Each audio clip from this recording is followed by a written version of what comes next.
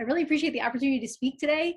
It gave me an additional opportunity to think about the work that I'm doing and how it might be relevant to others, and also to learn a little bit more about BostonCHI. I've been in Boston as a graduate student at MIT, now as a professor at Harvard, and this is my first BostonCHI event. I think I'll come back to see Matthew Kay's talk. His work is work that I greatly admire. So, but the subject of today's talk is helping interfaces that help us refine and communicate our intent to computers. I remember I was at a workshop that had a really fancy name, like Diverse Ways of Inferring Missions.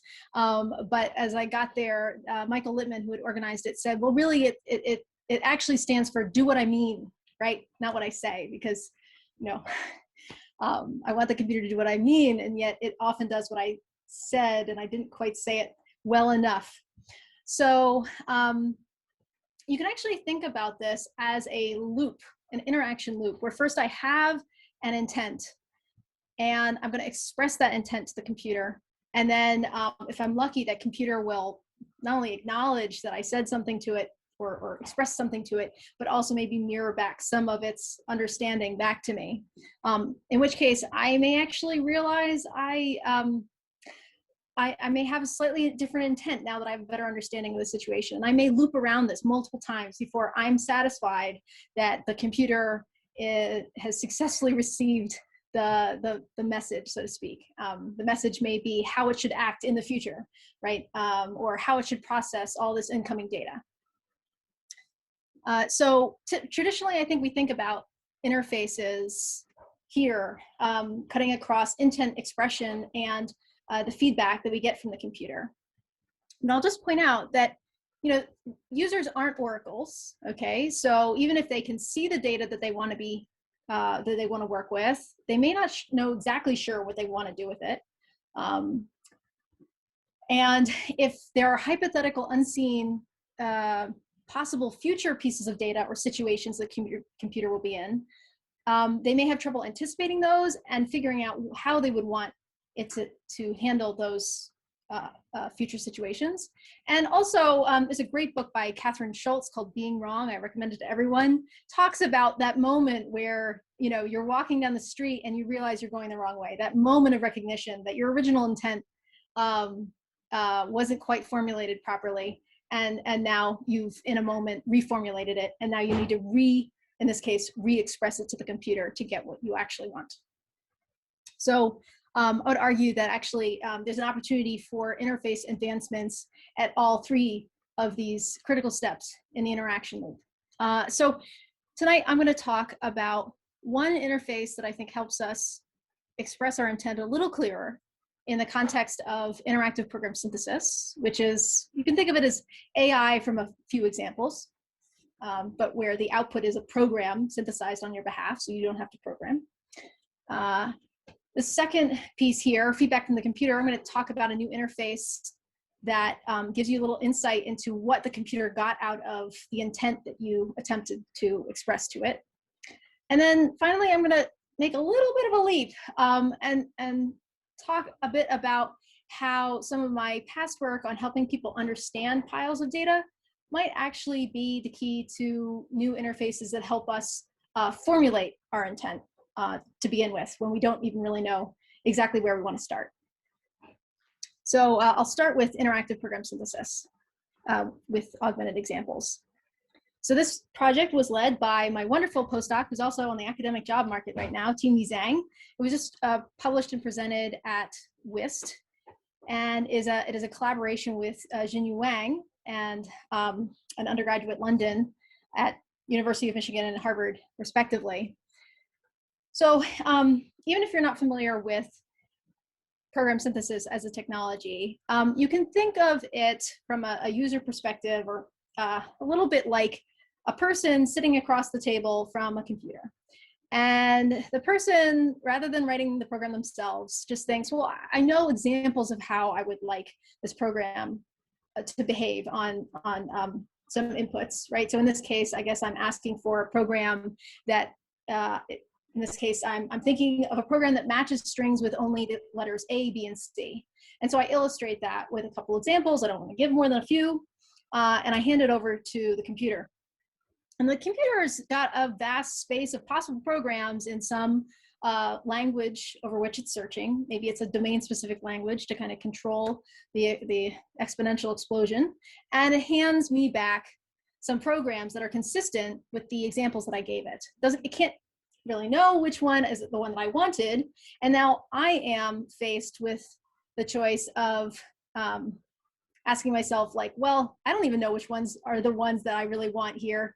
How does it perform on things that I didn't even mention to the computer, like A, B, C, Z? And right, yeah, what is it again that I really want in general?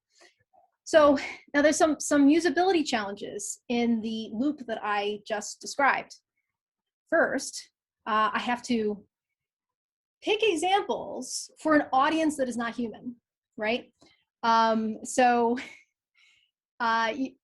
If you're familiar with rational speech acts, where I imagine that my listener, like me, is making some inferences about what I say and what I don't say about a given situation, we can be rational speakers with each other quite naturally. And yet when speaking to a non-human entity, if we don't have a mental model of what the listener, in this case the computer, will do with the examples that we give it, then it's hard to choose a good set of examples that actually get our point across. So this is the mental modeling obstacle. It's very hard to do with the computer. The second obstacle is that the space of possible inputs and outputs that I could select from to illustrate what I want, to actually pick an optimal set would be extremely difficult, especially for someone who doesn't have programming experience, or for maybe a more complex domain. And so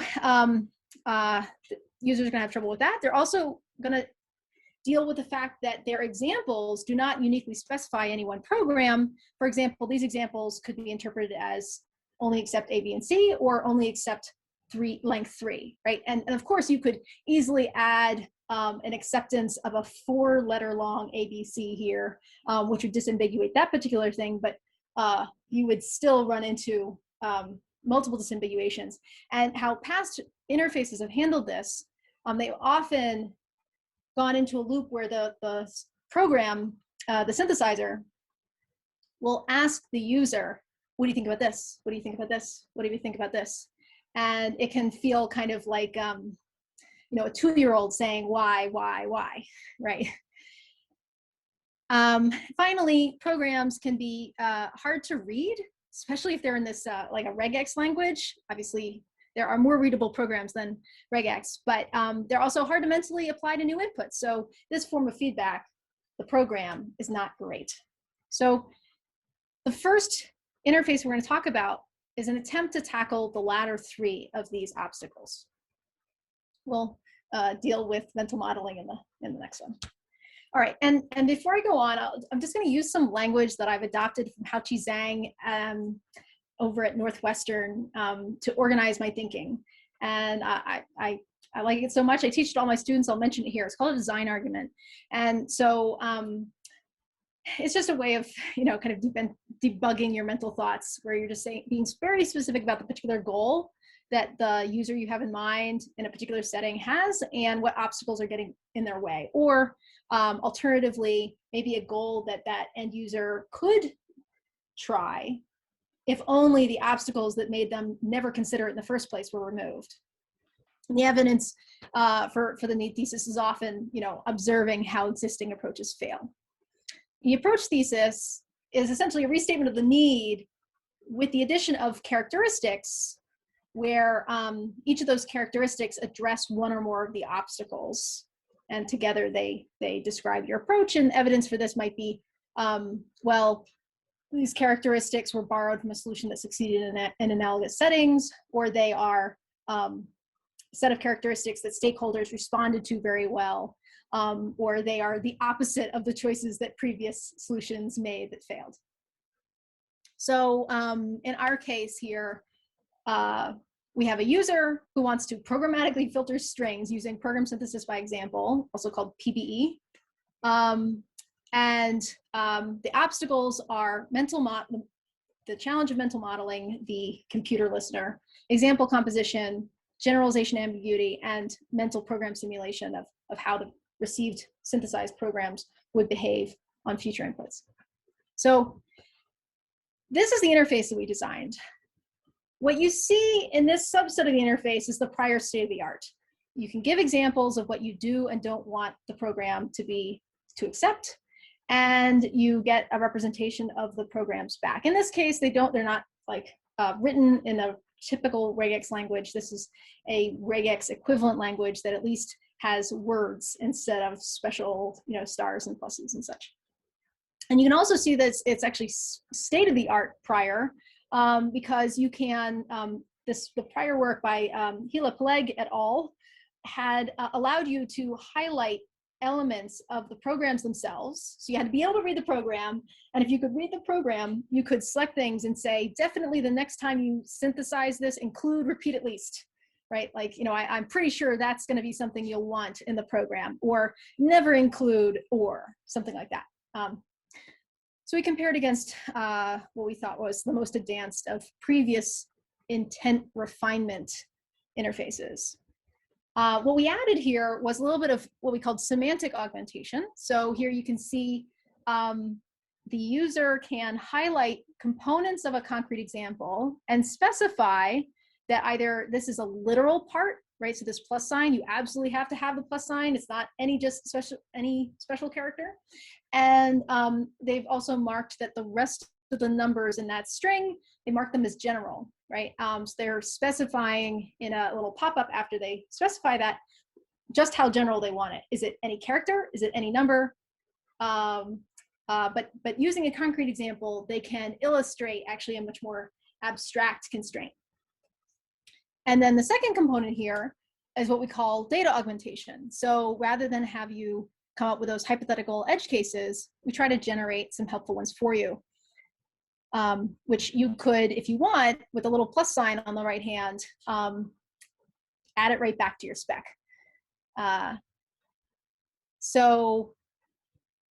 Getting back to these core obstacles, the fact that examples can be generalized in multiple ways, now you can be a little bit more specific about the exact way in which you want it to be generalized. Of course, this language here is still limited. It's better than we had before, but there's a whole wealth of additional work we can do, allowing people to specify order constraints or length, as long as we have a synthesizer that can handle those kinds of constraints. And that's what I'm hoping the NSF will fund in my next application. But in the back end, really, this just comes down to whenever someone puts one of those additional annotations, say instead of in the search tree over possible programs in this top-down enumeration, instead of just generic letter, you might be able to reduce the space of possibilities by saying, oh, well, the person marked that as a literal A, for example. You can see the DSL over which it's searching in the upper left-hand corner. And I want to point out that Regle was not a system that we built. Our collaborator from UMich had Regle, and we were building an interface on top of it to make it more usable. So for the input-output space analysis, for example selection, and the fact that programs are hard to read and apply to new inputs, that's where this data augmentation piece comes in. And what you're seeing right now is what we call the show me familiar examples. So we do is we take the examples that the user provided and make slight perturbations to them, and then to both pass or fail a selected synthesized program candidate. And so we also are able to generate a little templated language to describe clusters of these perturbations. So cluster 1 here is examples rejected because the first character is not either a plus or a digit. You can also, if you want more examples, you could just put this slider up to, but we're generating these additional hypothetical unseen pieces of data, and you can even add it back. We do this by taking the synthesized regex, creating the DFA, the discrete finite autonoma, the equivalent of it, and then enumerating possible paths to the final state to generate positive examples. And then for the negative example, you can take the complement of that DFA and enumerate ways to the failure state. We also have one additional thing. So I think, small deviations in what the types of input examples, like phone number-like inputs that you give, that's fine, right? But also people are really bad at coming up with edge cases. So we try to do that for them by saying, by just analyzing the DFAs and generating positive and negative examples like empty string and anything else that just is completely unanchored from the type of data that in all likelihood the program would see, because it's for a particular purpose. All right, so here's the interface design. And we've got a matching of semantic augmentation and data augmentation to these various obstacles that we identified. And the evidence we're going to collect is how stakeholders respond to this. So our control is just turning on that prior state of the art in a controlled lab study. And our experimental will be adding the additional 2 components. So it's not a head-to-head comparison, but rather what is the impact on people's behavior when we give them additional ways to specify what they want. And so what we found, now this is small, 12 CS students within subject studies. These are not like, they're not regex experts necessarily, but they are familiar with computing concepts. In the experimental condition, all 12 participants finished the assigned programming tasks, which were originally posted as questions to Stack Overflow, like how do you write a regex that does X? And it only took them on average 3.3 synthesis iterations, right? Rounds around that loop that we started off with on average to solve it. And in the control condition, only 4 participants finished the programming tasks, and they took more time and understandably more iterations. So we saw a big impact on the addition of these ways of specifying. And when we asked them how confident they felt about the regular expressions that were ultimately synthesized for them, you can see that in the control condition, it's almost flat, right? Either I have no idea whether this is what I wanted, or yes, it's definitely, I can see, I can read regex, this is what I want. But in the, we called it reg-A, regular expressions with augmented examples, and that full experimental interface, almost everyone gave it a 6 or a 7 in terms of saying, I know the synthesized regex is what I wanted. Similarly, we gave them NASA task load index questions, the TLX, and modified them a little bit just to refer to mental labor as opposed to physical labor. And you can see that the experimental condition has some tendency to take on lower scores in terms of how hard that people felt they had to work to achieve their level of performance, how much frustration they felt. So other notes on the impact of these additional interface affordances, we found that all participants in the experimental condition used semantic augmentation while accomplishing their task. So no one didn't use it. And they added on average 3 semantic augmentations over the approximately 3 iterations it took to accomplish the task. In more than half the interactions, participants in the control condition manually constructed examples as additional specifications. Okay, so people were adding examples when that was all they could do to refine their intent, or I should say, when that was that they could do that or annotate the regex candidates. They could have done that.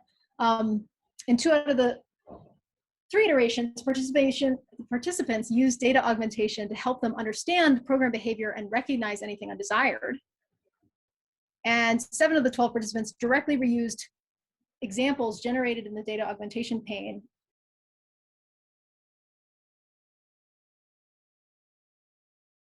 The prior state of the art, where you had to directly read and annotate the program that was synthesized for you, participants annotated 5 of those sub-expressions in the control condition, and their usage of this way of expressing their intent dropped off significantly once they had other ways that were more example-centric to express what they wanted.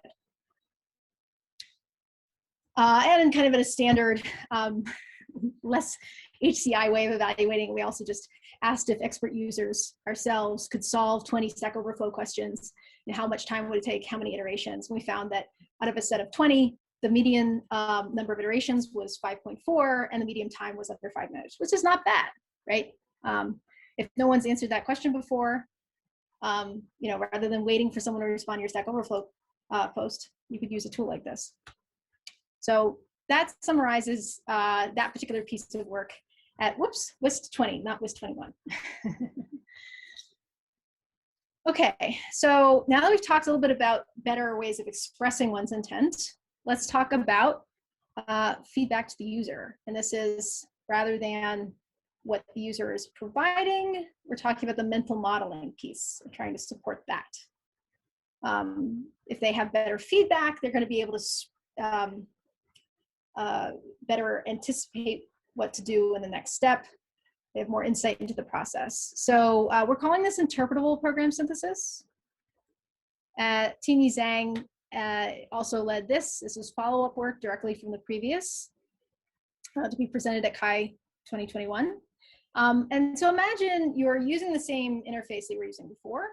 We've got Alex here in our particular scenario. Alex has entered some positive and negative examples and quickly receives some solutions proposed by the synthesizer. However, you may notice that there's a bit of an overfit here. All of these regex candidates mention an 8, a 9, or a 0, okay, which seems awfully specific. And yet over here, it turns out that all the positive examples just happen to have a lot of 8s and 9s and 0s. And the ones that are excluded from, or explicitly marked as should not pass the synthesized program, don't. Alternatively, same or different problem, same solution, right? You give this these input-output examples and you wait a while, and it's very realistic. The synthesizer will think really, really, really hard and then give up, right? It returns nothing.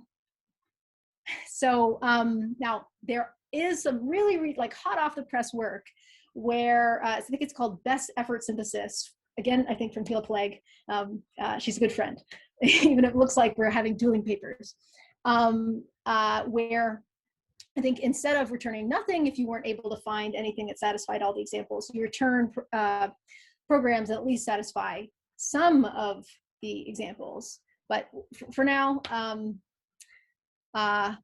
this is a different approach. Rather than that best effort approach, here we'd say, all right, well, let's give you a little bit more insight about what's happening during synthesis, so you might be able to correct whatever's going wrong. So the first level of detail we give you is kind of just a heartbeat, right? Is the synthesizer thinking, right? So when you have the beach ball of death, sometimes you can't really tell if your beach ball of death is like your computer is just done, right? It ran out of RAM, whatever. Or it's thinking and it will be done in like 10 minutes, right? Without a progress bar, it's really hard to know. And so here, this is just telling you, it's a heartbeat showing you both the number of programs that have been explicitly tried and also how many of the examples you gave it were satisfied by any one candidate program. And you can't individually inspect like, oh, like, you know, every time it hits 6 out of the 7 satisfied, right? This is you can see an example of the program that met that partially met the spec. And so we also show over those input-output examples the distribution of the synthesized programs that passed each. So you can get a sense here that passing 9 and not passing comma 423, right? So the lower half here are more frequently met by candidate regex programs than the first 3 examples. That can maybe focus your attention if you're thinking about making small modifications. Either you need to better express your intent, or maybe you were accidentally inconsistent and you need to reformulate your intent. And then the next level down is where we can give you a sample regexes. So you are able to pause the synthesizer and say, you know, sample the best solutions so far, and you can select any one of them, and it will show you why it was so close, but not quite. This one, the only one it disagreed with in terms of input-output examples was comma 423. So it passed comma 4, it accepted comma 423, and it should have not accepted it. And then the final level of granularity here is a representation of the actual search tree. The empty nodes in this tree are green. You don't have to worry about them, but blue nodes, the darker the blue, the more nodes are underneath. It's just a standard D3, kind of off the shelf tree visualization, nothing special about it, but it allows the person to get a sense of this, there's the space and there's the way in which the synthesizer is prioritizing its search, and you can get in there using this tree and say to this, hey, this node's going to lead to nowhere good. Never try this synthesis path again. Or that node, that looks really promising. I bet that's actually what I want. Try this first. And then you can restart the synthesis. So you've got this instrumented synthesizer that now has additional bells and whistles such that it can send up to the user through these kind of various visualizations more information about what's going on during synthesis, and the user can make use of those, or at least the tree specifically, to make much more, to annotate parts of the search tree, which is like what we had before, but now you can actually represent structure, right? Before you can only say, always include a certain operator in your next round. But here you can say, I want an operator including an operator. So you're allowing a little bit more detail. But mostly it's just to help you figure out why the hell it came back, it thought for 10 minutes and then gave you nothing. So to evaluate this, we had 18 CS students, again within subject study. They had 20 minutes to complete an assigned task. So they experienced that with the previous interface that I just told you was so awesome, and the new interface here, which also allows them to see what's going on within synthesis. So what was the experimental condition has now become the control. And the 3 possible tasks are drawn again from the same set of Stack Overflow questions. And one is really hard that a lot of people failed on in the previous study. So we're going to see if people do better on the really hard ones here. And this is these tasks. They may look simple, but they are not. Okay, so in the experimental condition, we've got these interpretable synthesis components enabled. 11 out of 18 participants in that condition finished the programming tasks. And in the control condition, which is just the additional features that we had before, about half as many participants, only 5 out of 18 finished the tasks. And the hardest 2 programming tasks were task 1 and 3. 2 out of 6 and 3 out of 6 in the experimental condition, but for those who were assigned that task, they completed it, and no one, regardless of whether they were assigned to task 1 or 3 in the control, managed to finish it. So it really was tough enough to separate out what you could or couldn't do if you had this additional insight into what the synthesizer was doing and act on it. So again, the NASA TLX, you can see that people, these are not significant results by any means, but you can see on the experimental, a little bit less frustration, a little bit less effort, a little more perceived performance. And when we asked which interface would you prefer to use between traditional synthesis on the left and the interpretable synthesis on the right, the weight of the responses is clearly to the interpretable synthesis, and the same for which appear to be more useful. So that summarizes the second part, kind of the feedback to the user piece in terms of hot off the press new interfaces to support that. So we've handled these obstacles, and now obviously this is for one domain. There's so much yet to do. So I've both solved everything and solved nothing. But the one last piece here, which is a little bit more exploratory, this is the first time I'm talking about it actually kind of in public, is about the role of some of my prior work in perhaps better supporting intent formation. So I'm going to talk about this paper Examplore, which was not originally intended for this purpose, but you know, there's this issue of not really knowing where to start, right? Rather than coming to the machine and saying, I know what I want to do, and then clarifying along the way and giving it better guidance. If I don't even know where to start, how can I help that user? And so Exemplar was intended to help people who didn't know how to start with a particular API. So they had a pretty good idea that they needed to use this API, but they didn't know how. And now, if we're 20 years ago, you probably, there wouldn't be necessarily an API, but you would, I don't know, maybe you wanted to know how to say something in C, and you pull out the C book and kind of do some reading and maybe futz around a bit. But now, a really common way to do it is to find out how others use this API. And so, so we're going to help people answer that question. And the status quo for answering this is essentially just inspecting a handful of search results, right? Going to Google, typing in some keywords, and then returning your own code due to limited time and attention. Issue here is that if you look at only a handful of search results, individual code examples may suffer from API usage violations, insecure coding practices, unchecked obsolete usage, and low readability, right? So it's kind of, you know, people copy and paste from Stack Overflow all the time, and yet they don't know enough to save themselves from replicating whatever mistakes are kind of hidden. Now, obviously, you know, we have upvoting for a reason, and it can often allow things to bubble up that are of higher quality, but it's still, you know, the research has found that these kinds of mistakes, if you want to be really careful, they are rampant online, so be careful. So the way we dealt with this was by saying, well, how can we help you see more examples, right? If individual examples may be lacking or making mistakes, can we look at more examples and make you less susceptible to kind of the luck of the draw of which one you chose to model your own code on?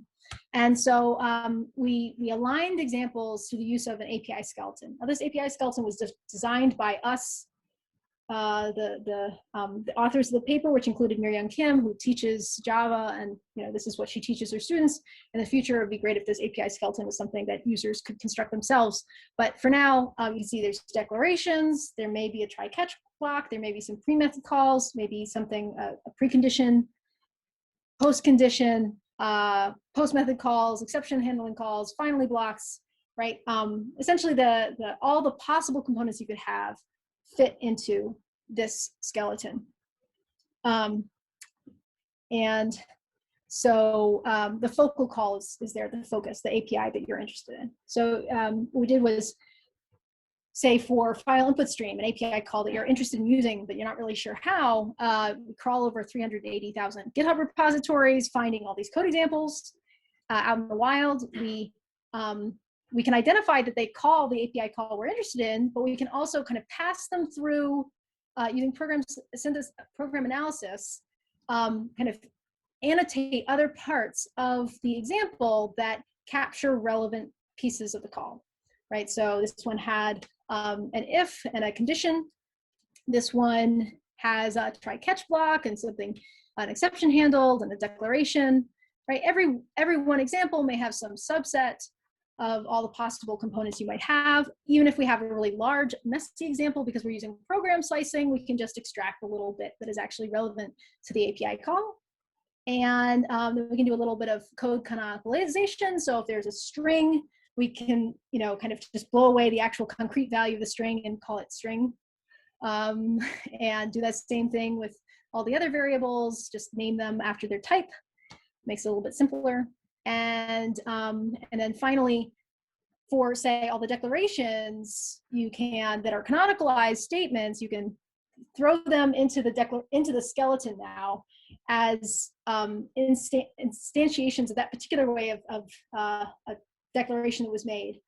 And you can keep doing that for all the components until you've filled out this API skeleton. And you also have a distribution of actual empirical observations, right, for the data set that you created, of how common different, say different ways, in this case of a focal API call. Some people maybe twice as, we can see here, twice as many people call file input stream on a file object instead of a file name, right? If you have a file name, you would be much less likely to stumble upon an example of how to use file input stream with file name if you were just randomly selecting. So the interface looks like this. You've got the skeleton filled in with these canonicalized statements. You can see the skeleton there. You can read it almost like this abstract code example with all these different options, because the file names given that canonicalization kind of makes sense with respect to each other, right? There's a file object that's persistent through all these different possible steps that it could go through. We have our kind of empirical observation of common and uncommon ways of doing each of these steps. And then we have the concrete examples from which they were drawn with the color to indicate what the concrete details were before they got sucked into this pipeline and rendered on the left. Because sometimes it's easier to work off the concrete example once you've kind of gotten a sense of the space of possible ways you could use the API, right? So that's where I'm making the connection to potentially intent formation of how I'm actually going to try to go about expressing something in terms of this particular API call.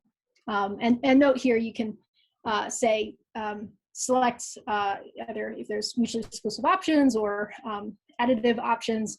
You can filter the data set with respect to things that you know you'll be needing or wanting to use. Nice way of going back to the individual code examples. So let's point out that this didn't come out of complete nowhere. The theoretical basis for this approach is that is this mutual alignment of contrasting examples, which has been studied a great deal in educational psychology. So this is a great article, Learning by Analogical Bootstrapping. And just a few quotes from one of my favorite papers. Say that mutual alignment, the comparison of two partially understood situations, can act to promote comprehension and abstraction. The comparison promotes greater insight into the common structure. Their best experimental results in their experiments were obtained when participants were asked to jointly interpret the scenarios and list specific correspondences, as opposed to serially, or not being asked to explicitly try to do a mapping between two examples. And finally, that they believe that the results suggested that mutual alignment was an effective means of promoting insight. And it's the insight that I think can inform your initial formation, your initial intent formation as you start communicating with your computer. I will end there. I think I'm actually a little bit short, but in these Zoom days, I'd rather answer your questions about these than drone on longer than necessary. So I'll end there and take your questions. Great, thank you. That was great. Okay, so Reza Wallace is, I'm sorry, I'm not going to pronounce it. It's a very hard family name. Even my wife cannot pronounce. Oh, good. Okay, I feel better. So excellent talk. I really enjoyed what you said and very interesting works. I have a question. Do you have any sorts of demo for the DF, the one that you do on regex? That I didn't connect very well to that. Do you have any video demo that you can show us? How does it improve without or with your approach? So if we have a video demo, it didn't make it into my slides. Okay. If you email me, you can find my email on my website. I can try and get I'm sure that we have a video. That is excellent. Thank you. So another question I had is you're somehow hard coding those rules. Is there any intuitions behind that? Why you didn't use your third approach that you have explained, you extracting those knowledge from GitHub? Why you didn't create a source of a simple machine learning approach to, instead of hard coding those rules and creating these automatas, automatically extract them? Okay, so I need a little bit of clarification on that question. So, so to my understanding, if I may let me make it a bit simpler. To my understanding, you have defined some rules in your DFA, discrete finite automata, and those rules are going to check through the regular expressions and apply. So your third approach, which is also very interesting, you have extracted those rules. The machine has extracted those rules, not defined by the human. So my question is that why you haven't taken your third paper you have explained, I cannot recall the name, exemplar, and apply it, or maybe on the first approach that you're doing these kind of handwritten rules. I see. So they're not exactly handwritten rules. They're algorithm. So the DFA component was to generate additional examples. And so there was just kind of like a coverage algorithm saying like, here are all the possible ways in which you could succeed or fail to reach the end or the fail state for the DFA that corresponded with the synthesis candidate that you were interested in. So that was sufficiently, because we had kind of coverage guarantees, we felt good about that kind of less machine learning-y, more kind of declarative approach.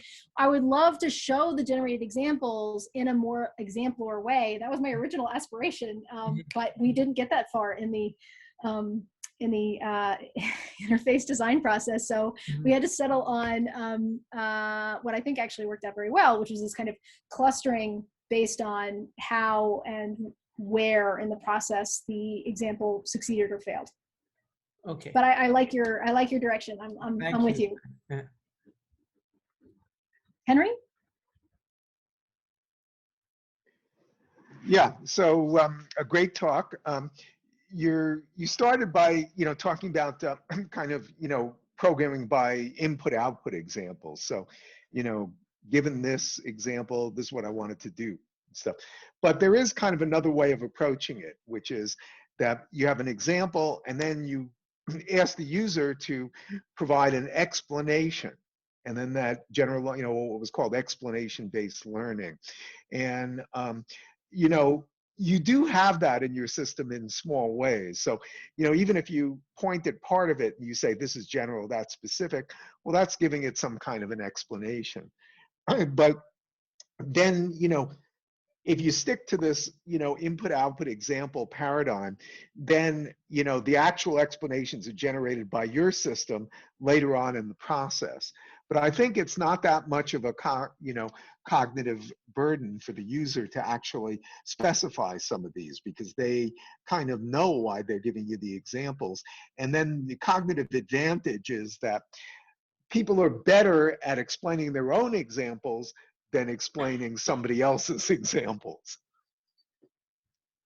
Right. So they're worst at annotating programs that were synthesized for them. They're second worst at examples that they didn't generate, and they're best at adding additional information to the examples they provided. Is that what you're saying? More or less, yes. Yeah. No, I totally get you. And I literally, we're submitting an NSF grant, like the button will be pressed tomorrow, right? Right before which is just about like, what additional modalities can we provide? And I didn't think of including, actually having that. I think we said, yeah, natural language, right? If we can get something out of a natural language statement from the user, right? And there's no reason why we can't even ask them to explicitly connect their natural language explanation to the example, right? To help the computer, when you say it, right, point to the it, right? Absolutely. Thank you. Okay. Thank you. Erwin.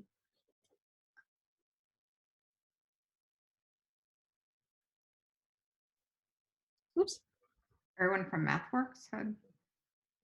Oh, hey, can you hear now? Yes. I think I was on mute, right? Okay, so I am curious about intent formation with exemplar, because in your example, you were saying that you went through GitHub, and maybe I missed this part, but you would use the example of file stream. But I'm curious, if I'm a user who's sitting down in front of my program, and an example I'll draw on my own personal example is, one day I'm like, I want to go learn Unity so I can do game programming, right? But I actually don't really know where to start. and in that case, I wouldn't even know that I'd have to search for something along the lines of I don't even know what API to use, right? And that's really what I would consider a blank slate problem. And I'm wondering, what are your thoughts on example selection using Exemplar, how that would help with that type of intent formation? Yeah, no, that's a great point. So the closest we've gotten so far is a generalization of Exemplar, which we called ExampleNet, and that was presented at last year's CHI. I don't know why I guess it's a little harder to see the correspondence, but the idea was that, let's just say you want to make a neural network. Okay, so it's similar in size of a task to saying I want to use Unity, let's say, in terms of like generality of intent. And so in ExampleNet, we took, again, created kind of a corpus of public online neural networks and analyze their structure and show the distribution over different structural choices, right? How, the distribution over how many, which and how many layers were repeated, and then what at each of those layers, the distribution over the parameter values, right? So you could really easily, if you just randomly, obviously you wouldn't randomly, but if you didn't know how to set a given, like a given hyperparameter, you might set it to something that anyone who had done this before would say, oh my God, it's supposed to be 0.1, not 1,000, right? But just by seeing the distribution of other people's choices, you may be more likely to select something that's not terrible as a first pass. So I think the answer, my answer to your question is that to go from an API to a larger programming task, we're trying to do that zoom out and find the common structure and align multiple instances of individuals, using pieces of that structure, help people get a big picture view before they make specific choices.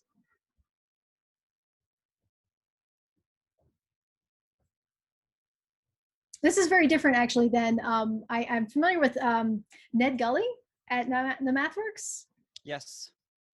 Yeah, so the MathWorks had this really cool collective computing competition for a while, which I think he ran, where a bunch of programmers had to optimize some function in MATLAB, and so people would submit functions and get scored about like how optimally they computed the answer, and then but once it was submitted and checked against the benchmark, it was public. So now you had people stealing great ideas and recombining ideas and getting more and more optimized until at the end you got 5 lines that is blazingly fast. And in that example, you are learning from each other, but it's much more convergent as opposed to kind of the Exemplar or ExampleNet approach of saying, well, everyone's actually got their own constraints and desires. Can we allow that diversity of efforts to still empower the individual to seek and achieve their particular intent?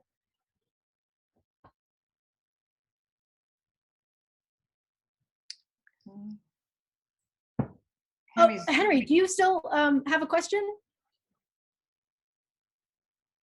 Your hand is up, and I couldn't tell if you had re-raised it. Okay. Okay, that too. Is there anyone else who has a question? I'll ask another question. Yeah, I have a question if no one else is ahead of me. Go ahead, Matthew. Okay. So it seems like most of your example is about generating a certain set of instances. And it seems that you're then restricting the allowed instances from a superset with additional criteria. And it seems like there are multiple ways of specifying those restrictions. I wonder to what extent you've considered, having multiple generator sets, and whether those restrictions are simply but omit, don't include if this condition, or whether it's more like generate 2 or more, 3 sets and say, well, it's the intersection of them, or an intersection of 2 with a union of the third, and helping the user express those kinds of things. But then if you also consider much of programming involves transformations. So from an original set of inputs where you use a generator to describe the allowable generation and restriction to describe the allowable valid inputs, but then you want to transform that. And you may try to transform it directly, or you may form subcomponents.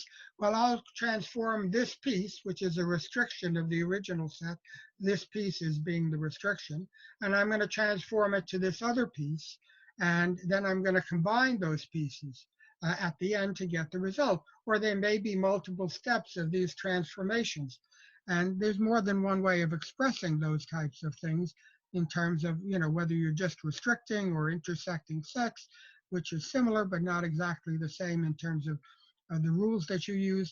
So I'm wondering in which way you can allow the user to express it in whichever way the user is most comfortable within the limits of what the computer can understand, allowing the user to ask the system to re-express it in different ways, either for a subset of the transformation or generation or for all of it, and then allowing the user to ask for examples of pieces as a way of understanding this. So, Matthew, you're right on. I think, I'm pretty sure there's an active research effort among my program synthesis colleagues on composition and decomposition. Actually, yes, there's a paper you should check out. It's called, the system is called SNIPPY, SNIPPY, and it allows, instead, the synthesizer will often choke on sufficiently complex input output, sufficiently complex programs. And so it allows the user to type something and then kind of like give it a specific input output specification for a particular line within the code that they've written. And then they can add, another line and give some input output examples for that next line. And so essentially it's an IDE in which you can kind of incrementally define what will be composed into a full program. And so, I think, so you're thinking right along the lines of the state of the art right now. I think it's a great direction to keep going, because right now, only staying at the edges and just talking about inputs and outputs, or giving people a view of this really complex internal process without allowing people to provide specifications at various steps if they have in their mind a notion of how a breakdown might be appropriate. Obviously at some point it feels a lot more like programming than the computer just giving you a gift of the program already made for you. But if it allows us, so that's really, I hope that maybe what folks take away from this is that there's a cognitive load associated with kind of outsourcing some of this programming to the computer. And there's also a cognitive load associated with doing it all yourself.